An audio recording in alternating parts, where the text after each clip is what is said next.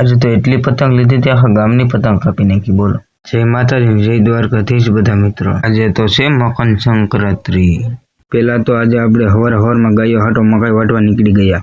આપણી વાડીએ પહોંચીને પેલા તો જોઈ લીધા આપણે તરબૂચમાં આટો મારી જોઈને તો તરબૂચમાં આપણને કઈ ખબર જ નથી પડતી. બોલો, આપણને તો તરબૂચ વિશે કઈ ખબર નથી. પછી આપણે રખોલિયાને પૂછ્યું કે તરબૂચ છે તો હારા ને? રખોલિયો કે તરબૂચ તો હારા છે, પણ રાતે ઠંડી બહુ પડે. અમે બી રખડતા પહોંચ્યા તો આખા ગામે દાન કરી લીધું. તો અમે બે જ રહી ગયા હતા. બોલો. પછી તો મેં ભરતભાઈને કહી દીધું કે ઝોલા ખાવાનું કામ બંધ કરીને કર મકાઈ વાટવાનું કામ ચાલુ. ભરતભાઈએ ફટોફટ મકાઈ વાટી લીધી ને આપણે જવા માંડ્યા ઘઉં. હું ભરતભાઈ મકાઈ વાટીને નીકળી ગયા ગામમાં જવા માટે.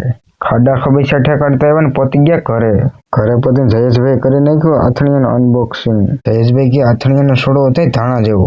પેલા આપણે ઘરની ગાયને મકાઈ નાખી દીધી છે.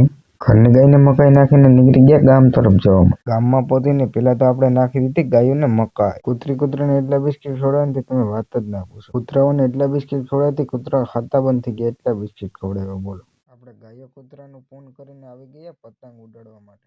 પતંગ તો ઉડાડતા હતા રવિભાઈ, શ્યામભાઈ ઉગાડતા હતા પપ્પોડું. આજે તો 10 ફોટો દોરો કરીને આખા ગામની પતંગ કાપી નાખી. બોલો. પછી તો હું રવિભાઈ નીકળી ગયા કેલ બોલીને ફિરકી લેવા માટે. રવિભાઈ જેવી ગાડી હોય મીકીને તો આવી ગયું મામાદેવનું મંદિર. ત્યાં તો રવિભાઈ થોડીક ગાડી આવી ગઈ તો માંડવીના કોથરા પહેર્યા હતા. બોલો. એટલી વારમાં તો આપણે પહોંચી ગયા હતા સ્વામિનારાયણના મંદિરે. માળિયાના મોટા પુલે પહોંચીને જોઈને તો ત્યાં તો કોઈ માણસ જ નતું. બોલો.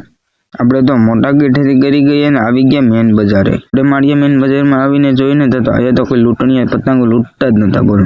પછી તો મેન રવિભાઈ રામરાજમાં પાણીપુરીનો ઓર્ડર મારીને ખાઈ લીધી પાણીપુરી. પછી તો આપણે ઘરે આવીને માંડ્યા પતંગ સગાવવા. આજના મેની બ્લોકમાં આટલું જ. મળીએ બીજા બ્લોક.